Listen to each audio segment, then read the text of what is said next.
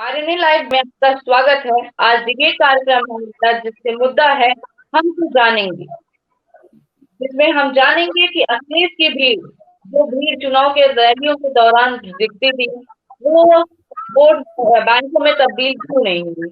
और इसी मुद्दे पे हम चर्चा करने के लिए हमारे साथ जुड़ रहे हैं कई दिग्गज नेता, कई सोशल थिंकर्स, कई कॉलेजेस के शिक्षक और हमारे लखनऊ विश्वविद्यालय के पूर्व महामंत्री। तो पूरे डिबेट में आप बने रहिए हमारे साथ। हम सबकी धारणा, हम सबका वक्तव्य अलग है।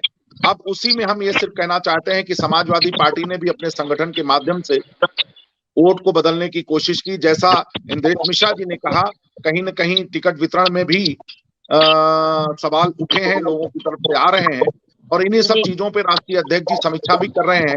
और यही होता है कि निर्णय आने के बाद जब समीक्षा होती है और जो अपनी कमियां रह जाती हैं उसको अगर हम हाथ साफ करके उसको हम अगली रणनीति बना के, जैसा राष्ट्रीय अध्यक्ष जी ने उसको इस तरीके से कहा कि हमने भाजपा के वोट बैंक को कम किया, उनकी सीटें कम की। अगर इसको इस तरीके से भी कहा है कि हाँ हमें मौका मिला, हम भरोसा नहीं जीत पाए, हम अपनी और रणनीति बना के जनता का भरोसा जीत कर आने वाले समय में पूर्ण बहुमत की सरकार बनाएंगे, तो इसमें कोई अत्युक्त नहीं है। मगर अब इसका अपना अपना दृष्टिकोण है अपने में व्यू रखने का। मगर मैं सिर्फ इतना कहना चाहता हूं कि उत्तर प्रदेश की जनता का भरोसा समाजवादी पार्टी पे पहले से भी था, क्योंकि अगर पहले से नहीं होता, 3 बार मुलायम सिंह जी ने इस उत्तर प्रदेश का प्रतिनिधित्व किया, 1 बार माननीय अखिलेश जी ने किया। हाँ, इस 2022 के चुनाव में जो हमें अपेक्षित परिणाम मिलने चाहिए थे वो हमें नहीं मिल पाए। उसी की समीक्षा करने के बाद हम लोग अपना करेंगे। कहीं न कहीं संगठनात्मक स्तर पे भी हमसे चूक हुई है। अगर उस चीज की चूक को हम भरपाई आने वाले समय में कर पाएंगे तो निश्चित तौर पे उत्तर प्रदेश की जनता का, यहाँ के जनमानस का भरोसा हम जरूर बनेंगे, ऐसा मेरा विश्वास है। जी तो सर आप आप अनिल जी आपसे ये जानना चाहेंगे, तो आप इसको मानते हैं कि नहीं कि समाजवादी एक तरह से जातिवादी पार्टी की तरफ से दिखी है, जैसे कि सर ने कहा था कि ज्यादा से ज्यादा नहीं, देखिए, समाजवाद की अगर परिभाषा है समाज के सारे वर्गों को समान के आधार पर ले चलने का, अब उसकी जरूर है जो जिनको सवाल उठाने हैं वो कहीं ना कहीं परिवारवाद का एलिगेशन भी लगता है, कहीं ना कहीं जातिवाद का भी एलिगेशन लगता है। मगर पिछली सरकार अगर 2012 से 17 के बीच में जो समाजवादी पार्टी अखिलेश यादव जी के नेतृत्व में बनी, उसमें सवर्ण वर्ग के क्षत्रियों का भी प्रतिनिधित्व अच्छी संख्या में था कैबिनेट में, उसमें ब्राह्मणों का भी था, उसमें वैश्य बिरादरी के था, उसमें बैकवर्डों का भी था, उसमें सुरक्षित वर्ग के भी सामान्य आप आंकड़े हैं। वो तो जो कैबिनेट में लोग थे जिनको प्रतिनिधित्व मिला वो सारे आपके सामने हैं, ऐसा नहीं है। अगर मुलायम सिंह साहब के बारे में कभी सवाल नहीं उठ सकता, उन्होंने 3 सरकारें चलाई और समाज के सारे वर्गों की लड़ाई उन्होंने विपक्ष में भी रहते लड़ी, और सरकार में आके समाज, जब हम सरकार में आते हैं तो जो हमें वोट देता है हम उसकी भी अगुवाई करते हैं और उसके भी विकास के बारे में सोचते हैं, जो नहीं देता है उसके बारे में भी हम कर रहे हैं, क्योंकि हमारी नैतिक जिम्मेदारी उस संवैधानिक सीट पर पहुंच कर हो जाती है कि हम समाज के सारे वर्गों के लिए विकास की योजना ले आए और समाज को आगे बढ़ाने का काम करें। जी धन्यवाद सर। और सर हम इसी कड़ी में आगे बढ़ेंगे। हम आकांक्षा शुक्ला जी से, डॉक्टर आकांक्षा शुक्ला मैम, जो कि हमारी आकांक्षा शुक्ला मैम, आप हमें सुन पा रही हैं? जी बताएं। जी मैम, आप अपने इस पे अपना बताइए। जैसे आप सुनी कि हमारे अनिल सिंह वीरू जी ने अपना बयान दिया अपना, कि उन्होंने बोला कि आगे और भी कोशिश रहेगी जिससे हम आने वाले समय में समाजवादी पार्टी का गठन करेंगे, हम सरकार बनाएंगे। तो मैम आपका इस पे क्या ओपिनियन है, आप क्या अपना बताना चाहेंगी? आकांक्षा जी। जी बहुत बढ़िया प्रश्न है शिवांगी। सीधी सी बात ये होती है कि आदमी चल भी नहीं सकता अगर रेसिस्टेंस ना हो। तो काफी कुछ डिपेंड ये करेगा कि किस तरीके की भूमिका सपा जब आप विपक्ष में बैठेगी तो किस तरीके के मुद्दों पे बात करती है, क्या उनकी रणनीति रहती है, किस तरीके से वो अलग अलग मुद्दों में अपनी जगह बनाती है, उनका जो एक नैरेटिव है वो क्या तैयार करते हैं, इसके ऊपर बहुत कुछ डिपेंड करेगा। अगले चुनाव से पहले 5 साल तो इसी को समझने में लगेंगे कि वो किन चीजों में बीजेपी को सपोर्ट करते हैं जहां जरूरत है विकास के क्षेत्र में, और किन चीजों पे उनके उनके खिलाफ बोलते हैं, ये देखना और समझना। जनता इतनी ज्यादा सिर्फ कास्ट बेस्ड पॉलिटिक्स खेले या समझे ऐसी नहीं रही है। इश्यू बेस्ड और डेवलपमेंट बेस्ड पॉलिटिक्स भी अब सामने बड़ी चुनौती बन के आ चुकी है, क्योंकि लोगों के ये मल्टीमीडिया जो एक सिस्टम हो गया है, उससे जी कई चीजें हैं जो हम जो ग्रामीण क्षेत्रों में भी लोग जानते हैं और अर्बन में तो समझते ही हैं। मतलब एक तरीके से इसको कहते हैं पॉलिटिकली एक्टिव जनता है हमारी। और जी जी एक चीज और कहूंगी शिवांगी, कई चीजें ऐसी होती है जैसे कि एक नैतिक पूंजी होती है किसी भी जी पॉलिटिकल पार्टी की। 5-7 पूंजियां होती हैं जिसके बेसिस पे वो चुनाव लड़ती है। आपकी नैतिक पूंजी, आपकी वित्तीय पूंजी, आपकी बौद्धिक पूंजी, आपकी जी राजनीतिक पूंजी, आपकी सामाजिक पूंजी और एक आपका नेटवर्किंग। ये सब जी मिलके एक पॉलिटिकल पार्टी का बेस तैयार करती हैं। सपा के लिए बौद्धिक पूंजी में जो उनका सेकंड लाइन ऑफ एक्शन या थर्ड लाइन ऑफ एक्शन है, अगर वो और उस पर थोड़ा सा काम करेंगे तो मुझे लगता है कि आने वाले समय में उनके लिए बहुत ऑप्शनल अच्छा रहेगा। जी मैम। जी। जी, तो इस पे हम डॉक्टर विकास सही जो कि हमारे कंसल्टिंग एडिटर हैं, हम उनसे उनकी राय जानना चाहेंगे कि विकास जी आप बताइए कि क्या कमियां रह गई सपा में जो सपा सत्ता में नहीं आ पाई।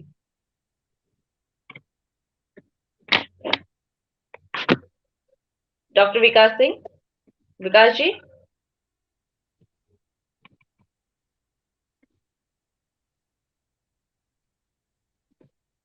शिवांगी, जब तक डॉक्टर विकास हमारे साथ जुड़ते हैं तब तक मैं आकांक्षा जी के कुछ बातों पे वो कुछ कहना चाहता हूं। जैसे आकांक्षा जी ने ये कहा ना कि समाजवादी पार्टी का जो बौद्धिक वर्ग है, तो अनिल जी हमारे साथ जुड़े हुए हैं। मैं ये कहूँ जो जितने भी प्रचार के लिए जो स्टार प्रचारक थे उनका क्यों नहीं यूज किया गया जिस तरीके से यूज किया जाए। जो आकांक्षा जी कह रही है कि बौद्धिक जो लाइन है, जो बौद्धिक वर्ग है, न राम गोपाल जी को प्रचार में लाया गया। आप देखिए ना, आप जिसके साथ गठबंधन कर रहे हैं जिस तरीके से, जैसे जयंत चौधरी का उस तरीके से यूज नहीं किया गया, ना शिव गोपाल जी का यूज किया गया। चाहे बौद्धिक आप राजेंद्र चौधरी, आप किसी की वो ले लें, किसी का जिस तरीके से यूज होना चाहिए था प्रचार में, उसका यूज नहीं किया गया। और ये चीज सोशल मीडिया पे जो चीजें ट्रेंड कर रही थी सपा के लिए, ये मुझे लगता है कि अनिल जी अब बैठे हैं पैनल में, तो मुझे लगता है ये चीजें आगे जब भी चुनाव में आए या जब भी आए, इस ईमानदारी के साथ जो एक्सेप्ट कर रहे हैं वो की कमियां रह गई थी, इस तरीके से कभी किसी ने एक्सेप्ट नहीं किया। आप किसी भी चैनल के पैनलिस्ट जो सपा के तरफ से वो पैनलिस्ट है, मीडिया पैनलिस्ट, उसको आप देखें तो सब एक तरीके की एरोगेंसी दिखती थी और वो जी इतना रिजिडनेस था, वो कहीं ना कहीं सपा को ले डूबा। और जो तीसरी चीज जो मुझे अनिल जी से जाननी है कि मतलब क्या मजबूरी थी कि केवल एक अखिलेश यादव ही, और हालांकि वो कितना प्रचार करें, कि केवल अखिलेश यादव को ही पोस्टर बॉय बनाया गया। और भी बहुत सारे समाजवादी पार्टी से जो अलायंस पार्टियां थी, उनके भी कई सारे ऐसे जो पश्चिमी उत्तर प्रदेश में स्टार प्रचारक बन सकते थे, या बुंदेलखंड के रीजन में वो स्टार प्रचारक बन सकते थे, और थे भी। जो स्टार प्रचारकों की लिस्ट थी उसमें उनका नाम भी था, लेकिन उनसे प्रचार नहीं कराया गया। तो इसके क्या कारण थे, ये समझ में नहीं आया कि क्यों नहीं कराया गया। अनिल जी आप जवाब देंगे। राय साहब, जो आप कह रहे हैं, जो राष्ट्रीय अध्यक्ष द्वारा स्टार प्रचारकों की सूची जारी हुई थी, आप अगर उसका अध्ययन करेंगे, मनन करेंगे, तो उसमें जिन लोगों को आप लिस्ट में देखेंगे, और जहां तक मैं सन 92 से समाजवादी पार्टी से जुड़ा हूं, जब इसका गठन हुआ था, तो जिन लोगों की जिम्मेदारी दी थी वो लोगों ने अपनी की, मगर चूंकि राष्ट्रीय अध्यक्ष भी समाजवादी पार्टी के राष्ट्रीय अध्यक्ष थे, मीडिया का मुख्य बंद वही बन पाए।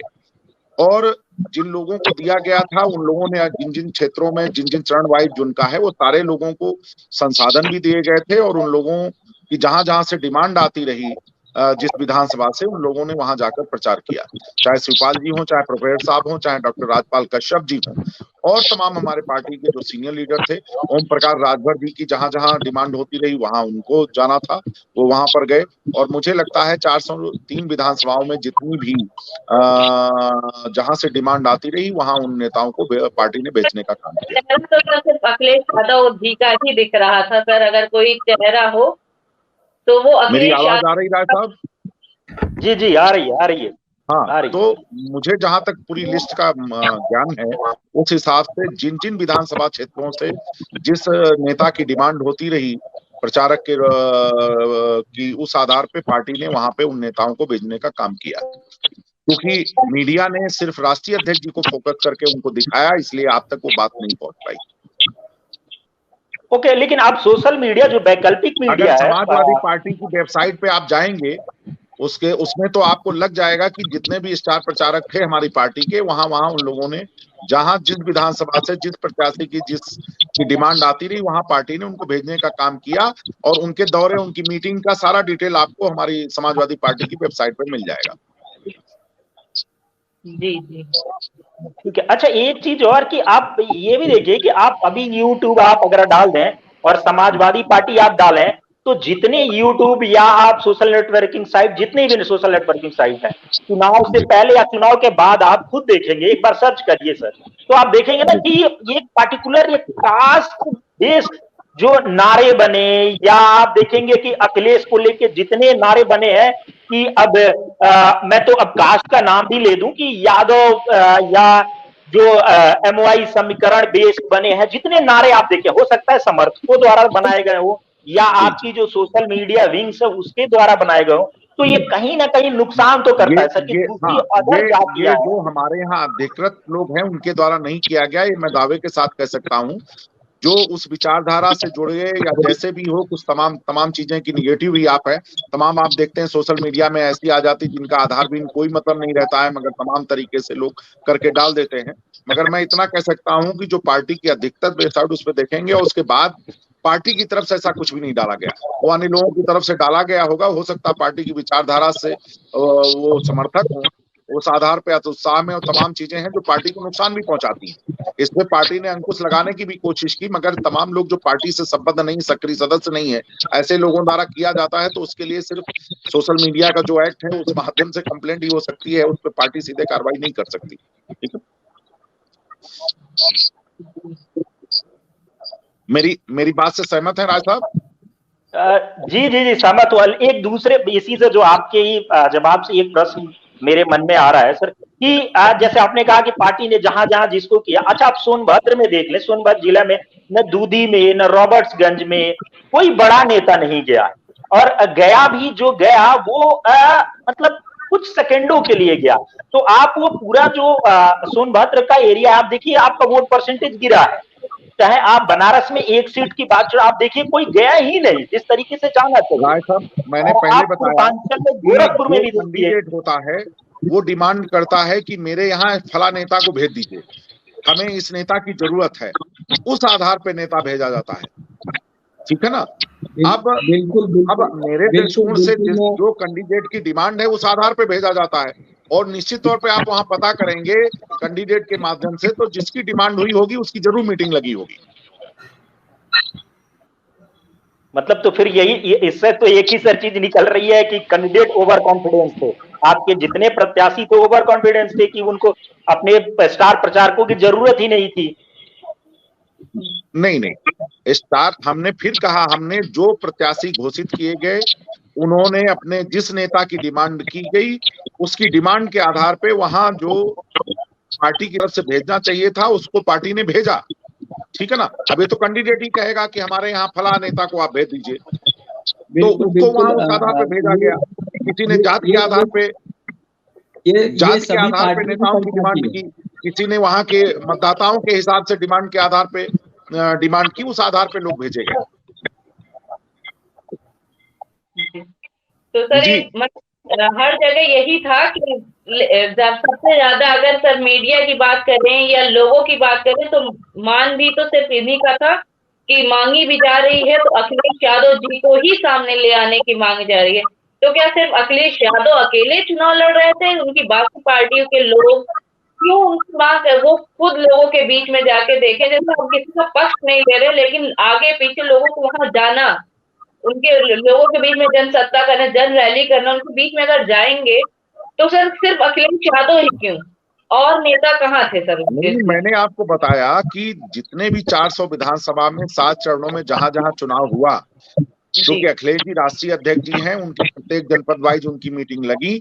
उसके बाद जनपद में जो भी तमाम विधानसभाएं हैं उसमें जो हमारी स्टार प्रचारकों की सूची जारी थी, उन सूची के आधार पे जो कैंडिडेट ने जहां जिस स्टार प्रचारक की डिमांड थी वहां पे हमारी पार्टी की तरफ से भेजा गया, और उसकी विधिवत आपको उसकी जानकारी हमारी जो वेबसाइट है, उस कार्यक्रम की पूरी सूचना, उस नेता की पूरी सूचना उसको मिलेगी आपको।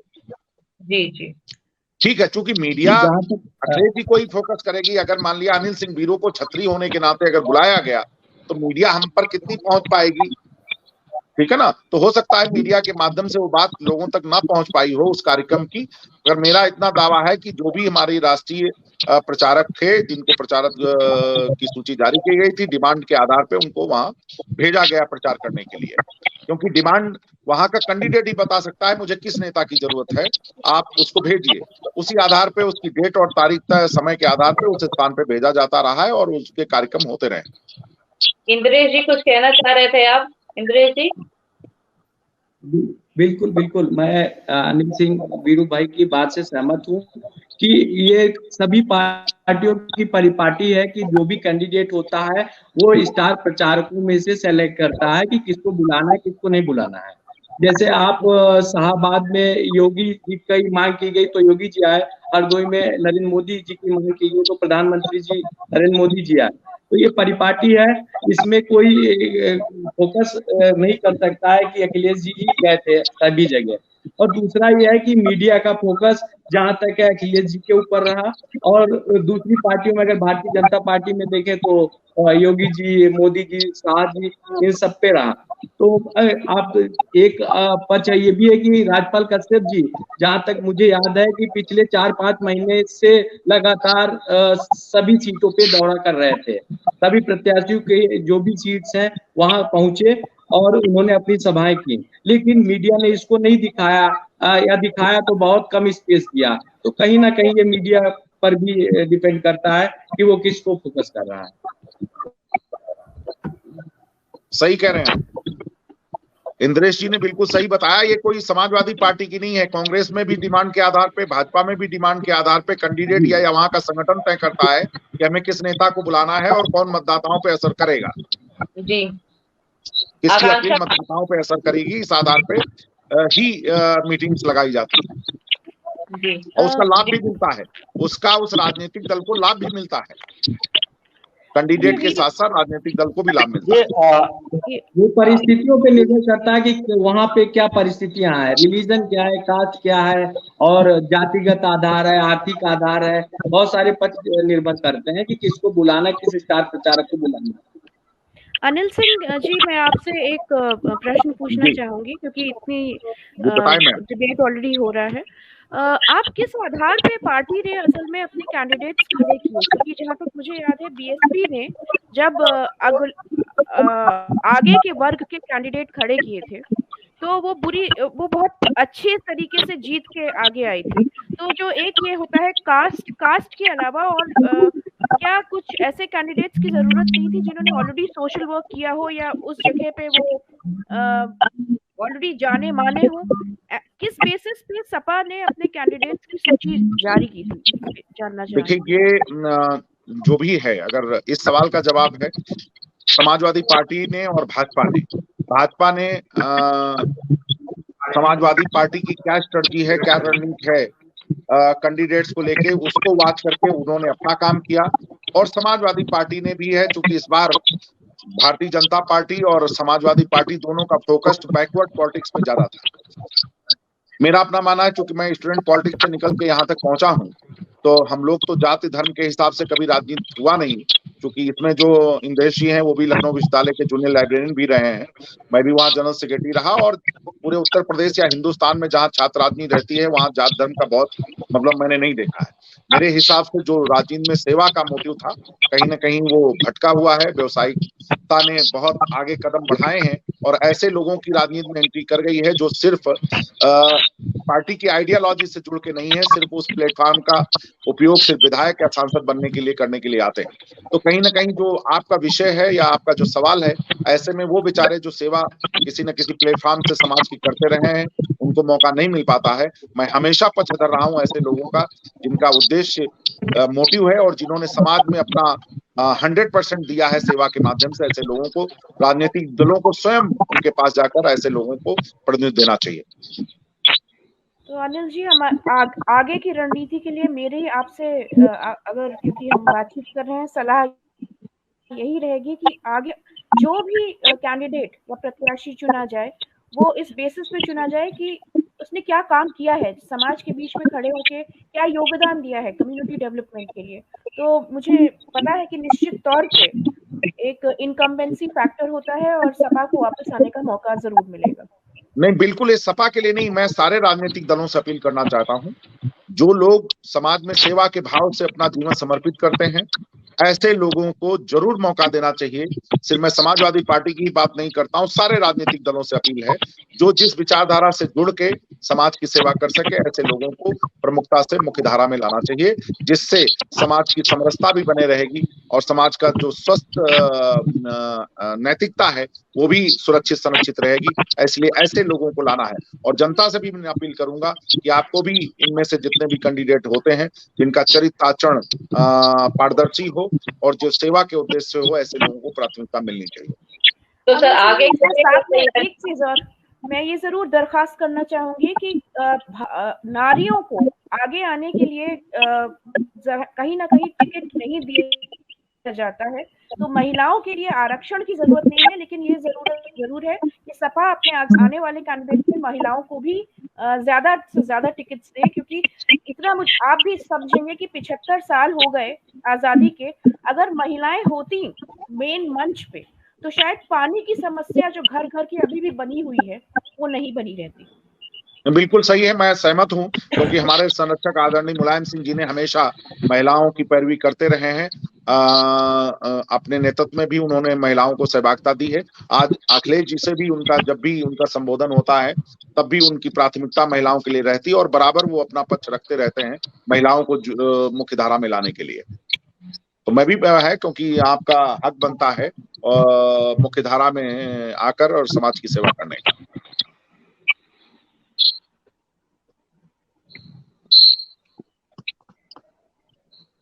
जी विकास जी, डॉक्टर विकास जी। जी डॉक्टर विकास जी, हम आपसे भी जानना चाहेंगे आप इस पे क्या प्रक्रिया देंगे सर? अखिलेश का जाना और योगी आदित्यनाथ का आना जनता के हाथों में था, योजनाओं पर भी नहीं था, लेकिन कहीं ना कहीं पिछले 2014 से हम लगातार जो लहर देख रहे हैं मोदी वेव, उस मोदी वेव का ही इम्पैक्ट है, क्योंकि 2000 इससे पहले 2017 के चुनाव में उत्तर प्रदेश में बीजेपी के पास कोई सीएम का चेहरा नहीं था और सीएम का चेहरा न होने की वजह के बावजूद भारतीय जनता पार्टी पावर में आई। यानी कि कहीं ना कहीं मोदी वेव या मोदी का फेस सामने था, भारतीय जनता पार्टी का था या मोदी जी का था। अब इस चुनाव में क्योंकि अखिलेश यादव की परफॉर्मेंस भी काफी अच्छी थी, काफी अच्छे से इन्होंने चुनाव में कैंपेन किया जनता के बीच, और उससे पहले अपने रिजीम में उन्होंने काम भी किया था, उनका नारा था काम बोलता है।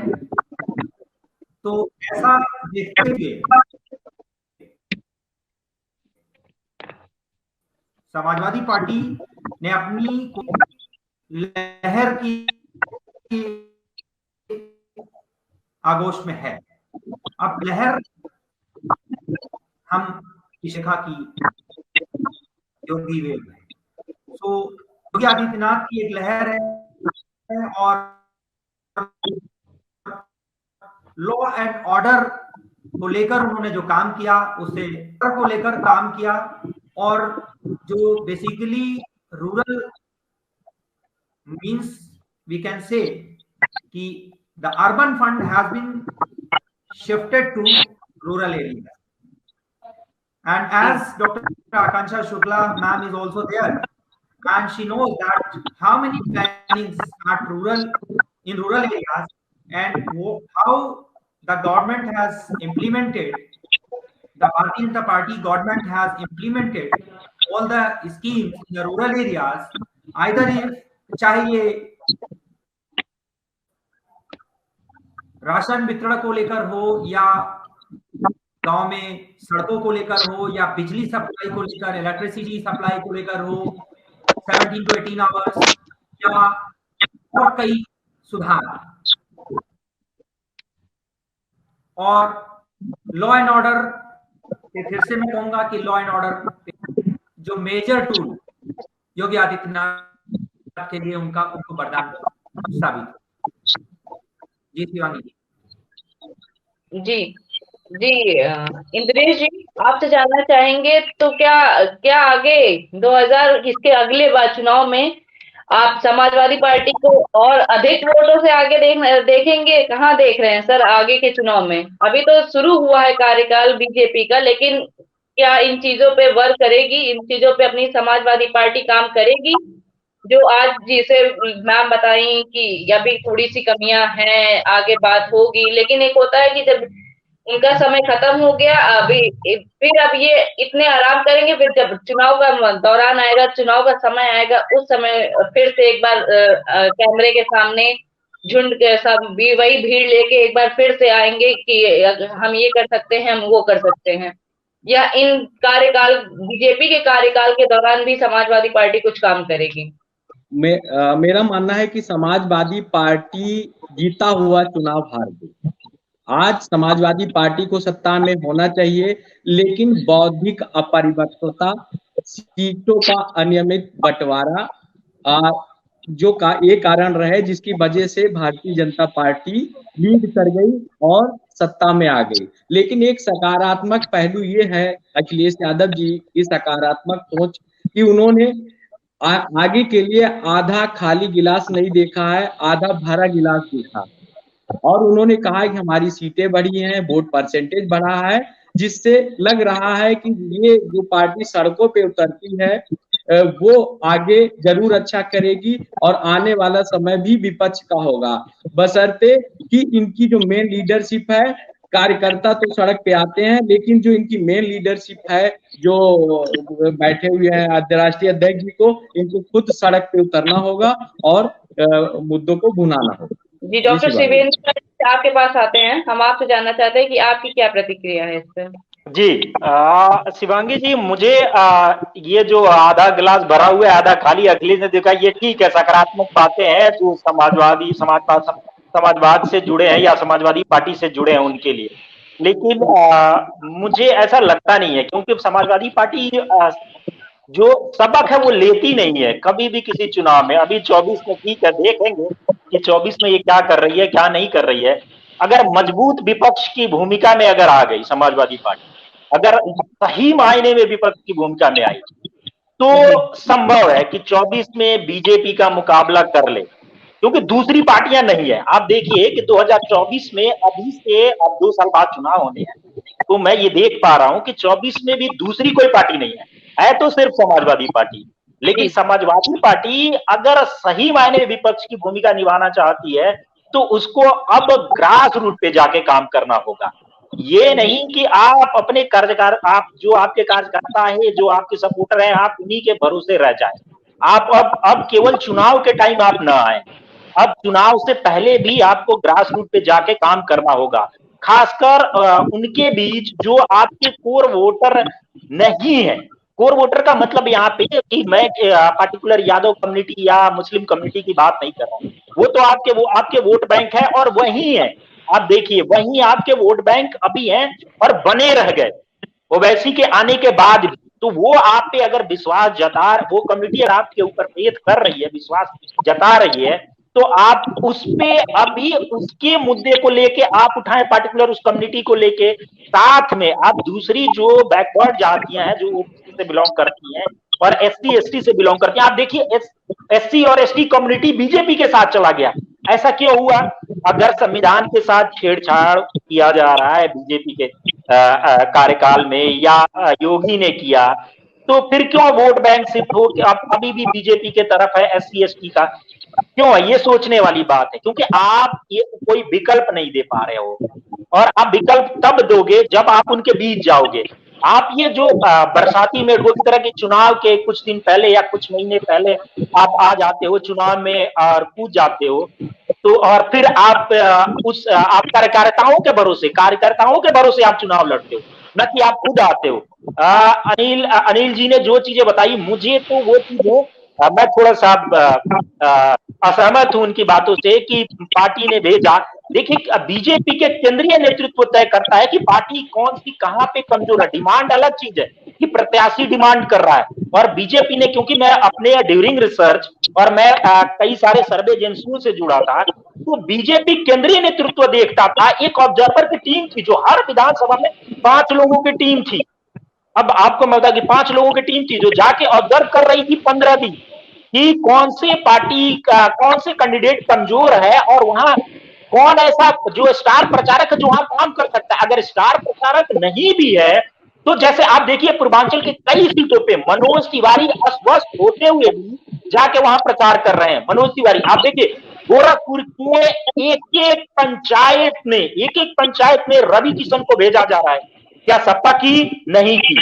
और अगर इससे सबक नहीं लेती है सपा, तो आने वाले चुनाव यानी लोकसभा चुनाव 2024 में भी बीजेपी इसी बहुमत के साथ और उतनी ही सीटें रिपीट करेंगी। मुझे लगता है खासकर गढ़ वाले क्षेत्र में छोड़ के, जो आप सैफई का छोड़ दें या आप कुछ सीटें जो आजमगढ़ को छोड़ दें, मैं मेरे तो बिल्कुल आंखों के सामने वो सीटें हैं जहां सपा ठीक है, वहां क्योंकि उसका कोर वोट बैंक है, जहां एमओआई समीकरण है, वहां वो सीटें निकाल लेगी। लेकिन अगर नहीं काम किया, जैसे आप देखिए कि एक मजे की बात मैं बताऊं कि बीजेपी ने पन्ना प्रमुख बनाया, और पन्ना प्रमुख केवल पेपरों पे नहीं बनाया। आप देखिए कि पन्ना प्रमुख केवल पेपरों पर नहीं बना, सपा ने भी काम किया पन्ना प्रमुख उसने भी बनाने के, लेकिन केवल पेपर पे काम किया। पन्ना प्रमुख ने क्या रोल प्ले किया? आप देखिए कांग्रेस ने भी ये काम किया। कांग्रेस की टीम जो सोशल मीडिया पे काम कर रही थी, लखनऊ बैठी है, लखनऊ बैठ के आप सोशल मीडिया कैंपेन चला रहे हो। अरे अगर सोशल मीडिया पे आप कैंपेन चला, लड़की हूं लड़ सकती हूं, तो उसको उस लोकल जो ग्रास रूट पे जो लोग काम कर रहे हैं उससे कनेक्ट कराइए, जो नहीं हो पाया। तो कांग्रेस तो मुझे वैसे भी एक पॉलिटिकल पार्टी की तरह चुनाव नहीं लड़ रही थी, तो वो सिर्फ एक एनजीओ की तरह वर्क कर रही थी, और एनजीओ के बेस पे वो चाह रही थी कि उसका वोट बैंक बन जाए और वो एक मत निर्माण कर ले। तो ये संभव नहीं है। राय साहब, मैं सिर्फ ये कहना चाह रहा हूं, हर पार्टी की अपनी कार्यशैली होती है। अगर आप कह रहे हैं रविकिशन जी, मनोज तिवारी जी, तो आप पता कर लीजिए कि उनकी डिमांड उन क्षेत्रों में हुई होगी, वहां गए होंगे। उनकी अवध का जो क्षेत्र पड़ता है जिसमें तमाम जिले आते हैं, और इसमें चौथे चरण में यहाँ का चुनाव हुआ, एक भी मीटिंग ना रविकिशन जी की यहाँ लगी और ना मनोज तिवारी, क्योंकि यहाँ पे उनकी डिमांड नहीं थी। ये मैं इसलिए कहना चाहता हूं। और उत्तर प्रदेश का चुनाव था, स्वयं प्रधानमंत्री जी ने भाजपा की तरफ से बागडोर संभाली। वो राष्ट्रीय पार्टी है, उनका तंत्र बड़ा है, और हमारा जो तंत्र था उसमें मुलायम सिंह जी भी मैनपुरी भी गए, जौनपुर भी गए। तमाम जनपदों में स्वास्थ्य ना सही होने के कारण भी उन्होंने पार्टी की तरफ से जहां से उनको संभव हो सका वो गए। और चूंकि मैं विश्वविद्यालय की छात्र राजनीति से रहा हूं और लखनऊ से हमारा होम डिस्ट्रिक्ट हरदोई पड़ता है, और 30-35 वर्षों से इस जनपद से राजधानी से टच में हूं, तो मुझे उन भी राजनीतिक दलों में तमाम हमारे विश्वविद्यालय के साथी हैं तो मैं ये दावे के साथ कह सकता हूं, चाहे कांग्रेस हो चाहे भाजपा हो, बसपा में तो सिर्फ मायावती जी को ही जाना होता था, उनके जो नीचे के लोग थे, जहां जहां उनको कैडर वेस्ट की जरूरत थी वहां वहां भेजे जाते रहे। मायावती जी ने पहले ही संदेश दिया था कि वो भाजपा की बी टीम के रूप में काम कर रही हैं। अब ओवैसी साहब के बारे में पहले से हम सभी लोग, उत्तर प्रदेश की जनता जान रही थी कि ये वो भाजपा की बी टीम के रूप में काम कर रहे थे। इसलिए पूरे प्रदेश में जो चुनाव था, वो चुनाव सीधे तौर पे भाजपा और सपा के बीच में था। अब ये है कि आज परिणाम भाजपा के पक्ष में है। निश्चित तौर पे उनकी रणनीति हमसे ज्यादा प्रभावी रही, इसलिए उनके पक्ष में जनता का भरोसा बना और उत्तर प्रदेश की जनता ने हमारे ऊपर भरोसा विपक्ष के रूप में किया। तो निश्चित तौर पे विपक्ष की इस डेमोक्रेसी में पक्ष विपक्ष दोनों का अपना अपना योगदान है और समाजवादी पार्टी इसके पहले भी विपक्ष की भूमिका निभा चुकी है और पक्ष का भी रोल अदा कर चुकी है और दोनों में अपना काम निष्ठापूर्वक करने का काम है। सफलता असफलता दो ही पहलू हैं। हम अपनी असफलता से उत्तर प्रदेश की जनता को प्रणाम करते हैं और उसको स्वीकार करते हैं कि जो जिम्मेदारी हमें जनता ने विपक्ष के रूप में दी है, हम उसको निष्ठापूर्वक, सरकार ने जिस मैनिफेस्टो पे भाजपा की सरकार बनी है और जनता की अपेक्षाओं को हम उनको 6 महीने का समय देंगे, अगर वो नहीं पूरी कर पाते हैं तो हम जनता के बीच में जाकर उनकी लड़ाई लड़ने का काम करते रहेंगे। जी जी जी, मैं इंटरफेयर करूंगा जी, बिल्कुल। जहां तक ऑब्जर्वर की बात है, ऑब्जर्वर क्या करता है भारतीय जनता पार्टी के लिए ये मायने रखता है, लेकिन सच ये भी है कि प्रत्याशी की पसंद के साथ जो जिला अध्यक्ष होता है उसके लेटर हेड पर केंद्रीय नेतृत्व या राज्य नेतृत्व को लिखा जाता है कि स्टार प्रचारक कौन आएगा।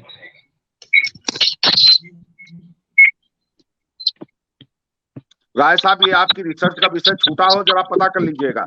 यही प्रक्रिया है हर दल में, वहां से डिमांड होती है, उसी डिमांड के आधार पे सेंट्रल कार्यालय या राज्य कार्यालय उस पर क्रियान्वयन करता है, जिसको उसकी वो बात बिल्कुल सही है। सौंपी जाती है।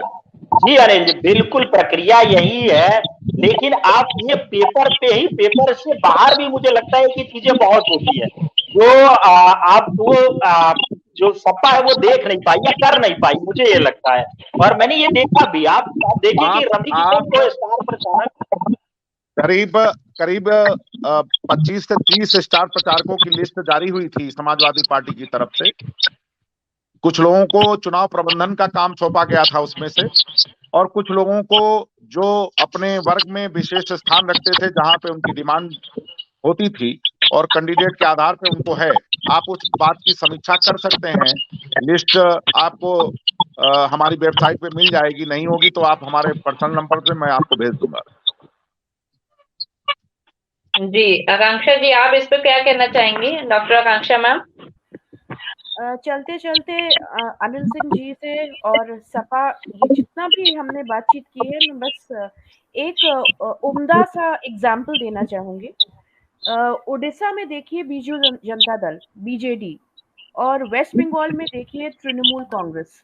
ये दो वो पार्टीज हैं जिन्होंने 50% महिलाओं को आगे करके वोट दिया है।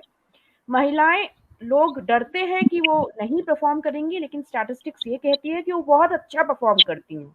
और उनकी जो एक, मुझे ये आशा है कि आने वाले समय में सपा अपने, पहली बात तो कैंडिडेट्स को सिर्फ और सिर्फ कास्ट के बेसिस पे खड़ा ना करे, और कुछ ना कुछ जो एक कैंडिडेट जहां से चुना जाता है वो कहीं ना कहीं जमीनी तौर पे काम किया हुआ व्यक्ति हो, ये देखे। और साथ में महिलाओं को ज्यादा अगर टिकट दे तो मुझे पूरी आशा है कि इनकम्बेंसी फैक्टर भी काम करेगा और बाजी पलटेगी। जी मैम। अच्छा, इसी आकांक्षा जी से एक सवाल मैं पूछ लेता हूं कि कांग्रेस ने तो इतनी सीटें महिलाओं को बांट दी और लड़की हूं लड़ सकती हूं इसको मेन कैंपेन बनाया। आप देखिए कैंपेन का एकदम लीड नारा इन्होंने दिया, तो क्या हाल हुआ उत्तर प्रदेश में? एक चीज। दूसरी चीज कि अनिल जी से मैं पूछना चाहता हूं कि विपक्ष में रहते जब 2017 में सरकार बनती है बीजेपी, तो कोई बहुत सारे अनएम्प्लॉयमेंट के, चाहे टैक्स के पेपर लीक या अनएम्प्लॉयमेंट के इशू थे, कितने बड़े आंदोलन हुए। एक भी ऐसा बड़ा आंदोलन जो सपा ने किया हो मुझे तो नजर नहीं आया। तो उम्मीद करता हूं मैं कि आने वाले टाइम में जो जनता के मुद्दे हैं वो उठाए जाए और मजबूती के साथ उठाए जाए। ये नहीं कि एयरपोर्ट पे आपको रोक दिया गया तो फिर आप 2 घंटे वहां बैठ के अगले दिन आप किसी दूसरे देश में चले गए या आप घर में बैठे रह गए। वो मुद्दा तो जनता का मुद्दा नहीं बन पाया। तो कहीं ना कहीं ये भी मुझे लगता है, चाहे हाथरस का केस रहा हो या आप किसान आंदोलन में आप कभी खुल के सपा साथ नहीं आई, खुल के जिस तरीके से कभी उनके आंदोलन में साथ नहीं आई। और मुझे लगता है पश्चिमी उत्तर प्रदेश में अखिलेश जी का नहीं आना या सपा के किसी बड़े नेता के साथ नहीं आना कहीं ना कहीं वोटिंग पैटर्न में मुझे लगता है कि असर तो डाला है। शिवेंदु जी, जी हम आपको बीच में रोकना चाहेंगे। शिवेंदु जी, हमारे बीच में हिमांशु जी आ गए हैं, जुड़े हैं हमारे साथ, जो कि सोशल एक्टिविस्ट हैं। हम उनसे जानना चाहेंगे कि उनकी क्या प्रतिक्रिया है कि सपा क्यों अपना हुकुम यहाँ पे क्यों नहीं जीत पाई चुनाव, क्यों नहीं अपने आप को ले आ पाई सत्ता में, क्या कमियां रह गई सपा की, क्या कमियां रह गई अखिलेश यादव जी की। जी हिमांशु जी। नमस्कार। शिवानी जी, सबसे पहले आप सभी को नमस्कार। बताना चाहूंगा कि अखिलेश यादव या समाजवादी पार्टी ही चुनाव नहीं लड़ रही थी बीजेपी को सत्ता से बाहर करने के लिए जी, जबकि जनता पूरी तरह से अखिलेश यादव जी के साथ में थी। पर समाजवादी पार्टी ने अपने जिन नेताओं का या क्षेत्रीय दलों से जो गठबंधन किया था, समाजवादी पार्टी को इस पर एक बार पहले रिव्यू करना चाहिए था कि क्या ये लोग हमारे साथ आने के काबिल हैं या ये लोग हमें आगे बढ़ा सकते हैं या इनकी वजह से हमें कोई नुकसान तो नहीं होगा। कई कई जगह पे ऐसा हुआ, जब छठे या सातवें चरण का मतदान होने वाला था, उसी समय गाजीपुर में मुख्तार अंसारी जी के बेटे जो कि वहां पे प्रत्याशी भी थे, उनके ऐसे बयान आ गए जिससे पब्लिक के बीच में एक दूसरा ही माहौल बन गया। पब्लिक समझने लगी, अपने को इनसिक्योर समझने लगी। पब्लिक को ऐसा लगने लगा कि ये आ जाएंगे तो 6 महीने हमारा प्रदेश जो है वो दंगों में झुलस जाएगा, क्योंकि जो इनकी कथनी है वही इनकी पिछले समय में करनी भी रह चुकी है। पूरा उत्तर प्रदेश जानता था कि पूरा पूर्वांचल जो है वो किस तरीके से जो है दंगों में झुलसा है। और दूसरी चीज मैं ये कहूंगा कि वोटर और नेता के बीच में जो कनेक्शन बनना चाहिए था, अखिलेश यादव उसको पूरी तरीके से स्थापित करने में नाकाम हुए। अखिलेश यादव ने, जिसका किसान बड़ी बेसब्री से इंतजार कर रहे थे, मैं खुद उस दिन गांव में था जिस दिन अखिलेश यादव का चुनावी घोषणा पत्र आया। मैंने देखा गांव में, एक एक गांव में टीवी पे कम से कम 20-20, 30-30 किसान झुंड लगाए बैठे थे। अखिलेश यादव किसानों के बारे में आप क्या बोलेंगे, आप क्या बोलेंगे, आप क्या बोलेंगे। मैंने देखा किसान उस वक्त बहुत मायूस हो गए जब उन्होंने सुना कि 2000 अगर अखिलेश यादव की सरकार आती है तो 2025 के चुनावों में केसीसी लोन माफ होगा। 2025, आप 2022 में सरकार बनाने की बात कर रहे हो और 2025 में आप किसान लोन माफ करेंगे। किसान ये बात अच्छे से समझ गए कि अभी ये वक्त नहीं है मोदी जी को या योगी जी को किनारे करने का, अभी इनके साथ में रहते हैं और इसी दल का साथ देते हैं, क्योंकि ये एक तो ये कोविड का समय है और ऊपर से परिस्थितियां भी जो हैं वो प्रदेश के लिए अच्छी नहीं थी। और इनके नेताओं, रही बात इनके नेताओं की, इन्होंने सारे बीजेपी के नेताओं को जिस वक्त जो है बीजेपी से तोड़ के सपा में लाने का प्रयास किया, उस वक्त भी यही रहा। मतलब किसानों के और गांव में और या शहरी क्षेत्रों में बात करें, उन्होंने सोचा कि जो नेता बीजेपी में है वही आगे जो है लीड कर रहे हैं समाजवादी पार्टी में। तो फिर ये भी एक बड़ा फैक्टर रहा जिससे अखिलेश यादव जो है काफी इफेक्ट हुए इस इलेक्शन में। मुझे लगता है कि 2024 में अखिलेश यादव ने जैसे पिछले चुनाव में जो अभी ये संपन्न हुआ है, इसमें मात्र अगर देखा जाए अखिलेश यादव की मोटा मोटी मेहनत सिर्फ 6 महीने की नजर आती है। 6 महीने के पहले तक ये किसी भी चुनाव के मूड में थे ही नहीं, लग ही नहीं रहा था कि कोई सीरियस चुनाव होने वाला है। मैंने वो भी छात्र सभा का मैंने वो भी दौर देखा है जब सुनील सिंह साजन केसीसी के छात्र नेता हुआ करते थे, मनीष यादव कालीचरण डिग्री कॉलेज के छात्र नेता हुआ करते थे।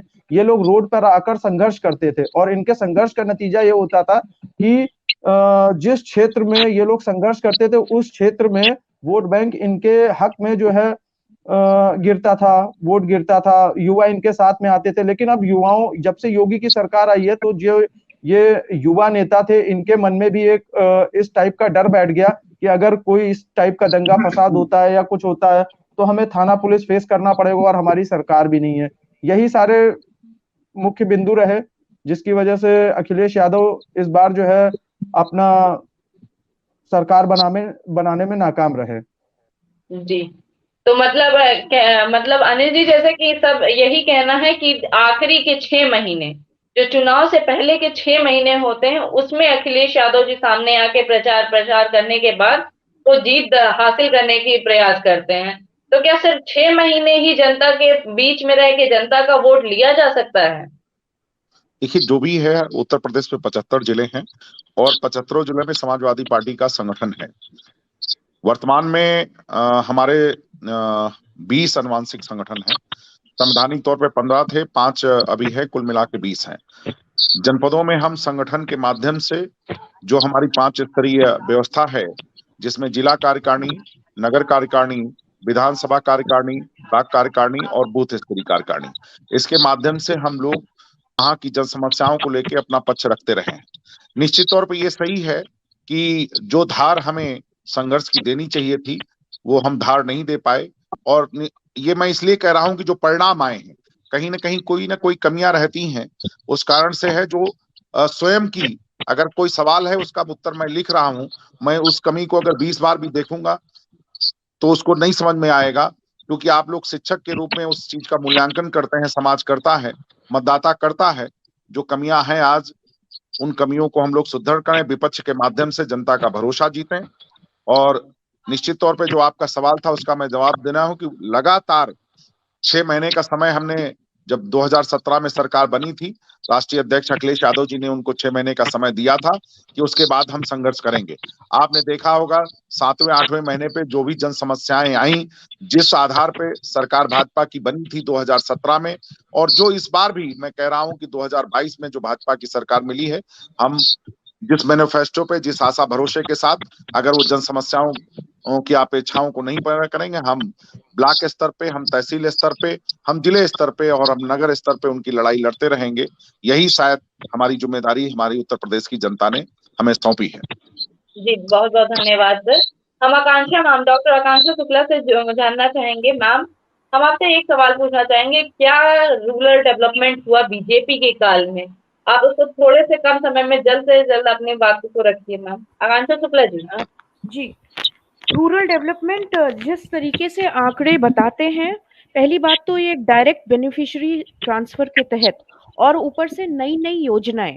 डायरेक्ट बेनिफिशियरी ट्रांसफर आपको पता है कि मनरेगा के तहत एक तो टाइम एंड मोशन स्टडी करवाई गई।